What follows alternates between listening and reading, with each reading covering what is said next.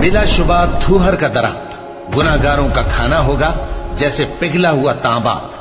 وہ تھوہر پیٹوں میں اس طرح کھولے گا جس طرح گرم پانی کھولتا ہے۔ حکم دیا جائے گا کہ اس کو پکڑ لو اور کھینچتے ہوئے دوزخ کے بیچوں بیچ لے جاؤ، پھر اس کے سر پر کھولتا ہوا پانی انڈیل دو کہ عذاب پر عذاب ہو۔ اب مزہ چکھ، تو بڑی عزت والا اور سردار تھا۔ یہ وہی دوزخ ہے جس میں تم لوگ شک کیا کرتے تھے۔ بے شک پرہیزگار لوگ چین کے مقام میں ہوں گے، یعنی باغوں اور چشموں میں باریک اور دبیز ریشم کا لباس پہن کر ایک دوسرے کے سامنے بیٹھے ہوں گے۔ وہاں اس طرح کا حال ہوگا، اور ہم بڑی بڑی آنکھوں والی حوروں کو ان کی بیویاں بنا دیں گے۔